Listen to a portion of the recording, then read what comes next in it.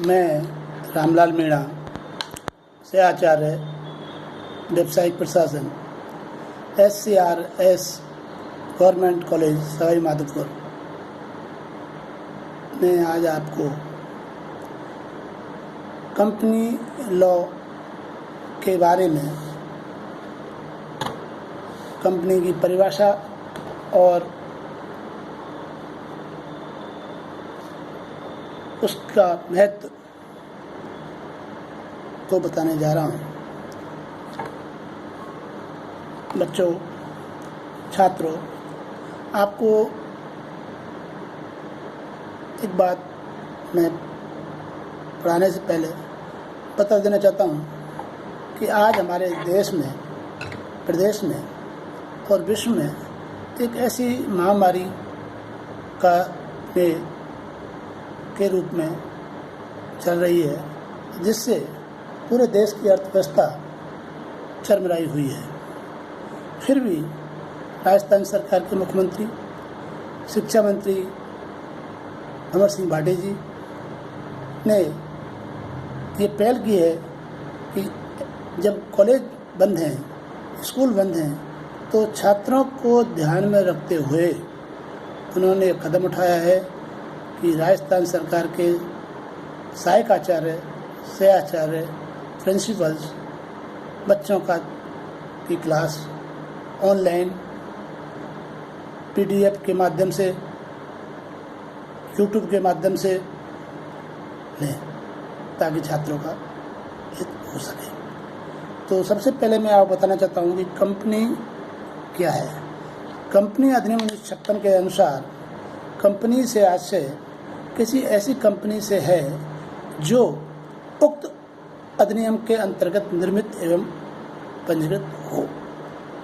देखिए, कंपनी का जो आशय जो बताया मैंने, किसी ऐसी कंपनी से है जो कंपनी अधिनियम 1956 के अंतर्गत निर्मित हो, पंजीकृत हो, वो कंपनी कहलाती है। या दूसरी भाषा में ये कह सकते हैं, साधारण भाषा में, किसी ऐसी विद्यमान कंपनी से है जिसका निर्माण एवं पंजीयन भारत के प्रभावी इससे पूर्व किसी भी कंपनी के अंतर्गत हुआ हो, धारा 3(1) के अनुसार।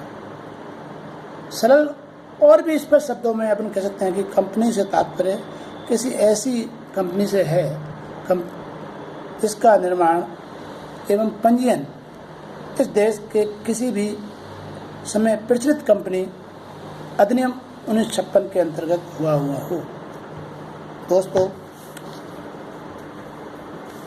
न्यायाधीश जेम्स के अनुसार कंपनी किन्हीं सामान्य उद्देश्यों के लिए संगठित व्यक्तियों का समूह होता है। मतलब कंपनी जो है एक सामूहिक व्यक्तियों का एक समूह होता है और सामान्य उद्देश्यों को प्राप्त करने के लिए होती है। इसी प्रकार प्रोफेसर हैनी कंपनी का आशय विधान द्वारा निर्मित कृत्रिम व्यक्ति से है जिसका पृथक अस्तित्व अवंचित उत्तराधिकार होता है, जिसका निर्माण जिसकी एक सरमुद्रा होती है। मैं आपको पहले भी बता चुका हूँ और बता रहा हूँ कि कंपनी कोई जो है व्यक्तियों का एक गठन है। कंपनियाँ दो प्रकार की होती हैं, सार्वजनिक कंपनियाँ और निजी कंपनियाँ। निजी कंपनियाँ कम से कम 2 व्यक्ति और मैक्सिमम 7 व्यक्तियों का होना जरूरी है, 50 व्यक्तियों का होना जरूरी है। जबकि सार्वजनिक कंपनी में 7 व्यक्ति और मैक्सिमम कितने भी हो सकते हैं।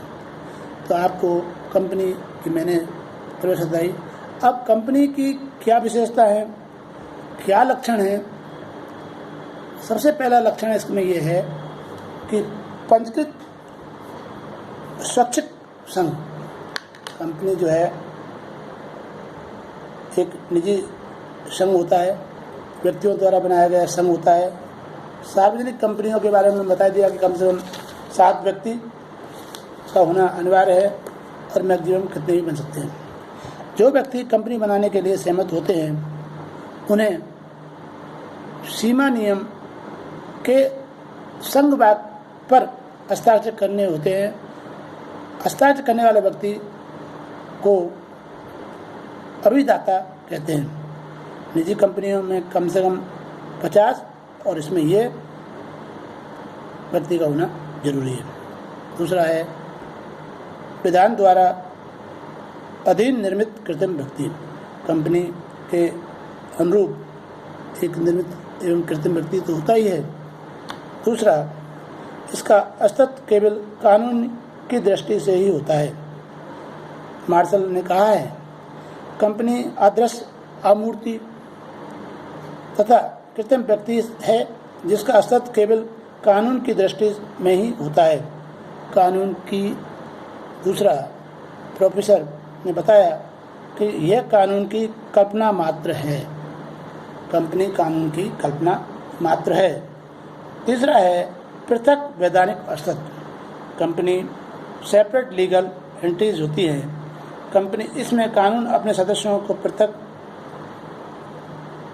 मानता है। ऐसे पृथक अस्तित्व सम्मेलन होते हैं जो उत्पन्न हो जाते हैं, इसलिए इनका पृथक अस्तित्व होता है। स्थायी अस्तित्व, कंपनी का स्थायी अस्तित्व होता है जिसका प्रभाव कंपनी के अंशों को हस्तांतरित होते हैं। कंपनी अपने सदस्यों का पृथक अस्तित्व होता है। कंपनी अपने अंशों को हस्तांतरण कर सकती है और कंपनी में जो सदस्य होता है उनका पृथक अस्तित्व होता है। परिणाम स्वरूप यदि कोई सदस्य बनता है और सदस्य छोड़ता है, दिवालिया हो जाता है, पागलपन हो जाता है, तो कंपनी पर इसका कोई प्रभाव नहीं पड़ता। सर्व मुद्रा, देखिए कंपनी जो है एक प्रतिनिधियों द्वारा किए गए अनुबंध सरमुद्रा के अधीन होने आवश्यक है। प्रत्येक कंपनी के लिए सरमुद्रा आवश्यक हो जाती है। मान लीजिए आपने कंपनी कोई वो तो है नहीं, कंपनी की एक सील लगती है और सील में आपने देखा होगा जब किसी अनुबंध पर या किसी प्रपत्र पर जब वो साइन करते हैं तो उसमें कंपनी की सील लगती है। मगर आपको बता दूं कि उसमें 2 संचालक, एक कंपनी सचिव और एक कंपनी द्वारा अधिकृत व्यक्ति उस पर हस्ताक्षर करता है, तभी वो सील सरमुद्रा कहलाती है। और इसमें वो साक्षी के रूप में कार्य करती है, क्योंकि जब वो इस जो सील है इन व्यक्तियों द्वारा इन हस्ताक्षर किए हैं तो उसका वो उपयोग कंपनी अपने उपभोग के लिए कर सकती है। सीमित दायित्व होते हैं। कंपनी का दायित्व सीमित होता है। कंपनी का सदस्य दायित्व उनके द्वारा किए गए अंशों के अंकित मूल्य तक ही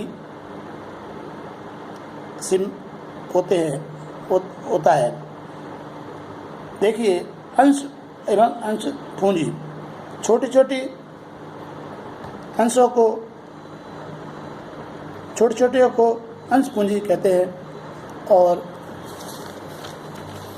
पूंजी छोटे छोटे 2 भागों में विभाजित होती है, उनको अंश कहते हैं। जो व्यक्ति क्रय करता है और कंपनी का अंशधारी कहलाते हैं, और जो अंशों को क्रय करता है वो अंशधारी कहलाता है। सार्वजनिक कंपनी की पूंजी जो है कम से कम 5 लाख और निजी कंपनी की पूंजी 1 लाख होना जरूरी है। फिर है अंशों का हस्तांतरण। कंपनी अपने अंशों को हस्तांतरण कर सकती है, संपत्ति क्रय कर सकती है, और जो सदस्य उसके होते हैं उनके अंशों के प्रति अगर कुछ कंपनी को हो जाता है तो वह स्वयं जिम्मेदार होता है। फिर अभियोग योग्यता, कंपनी जो होती है उसमें कंपनी के पक्ष में विपक्ष में कंपनी न्यायालय में अपना विवाद कर सकती है। पृथक संपत्ति, कंपनी की संपत्ति इसके अंशधारियों की संपत्ति नहीं होती है। कंपनी अपने ही संपत्ति होती है। कंपनी की जो होती है संपत्ति वो अंशधारियों नहीं होती है, वो मात्र संपत्ति वो कंपनी की ही होती है। और ऋण प्राप्ति का अधिकार है।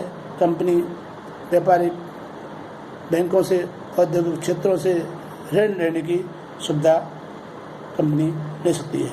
वैधानिक दायित्व होता है, कानूनी जो लायबिलिटी होती है उनको समय समय पर कंपनी करती रहती है।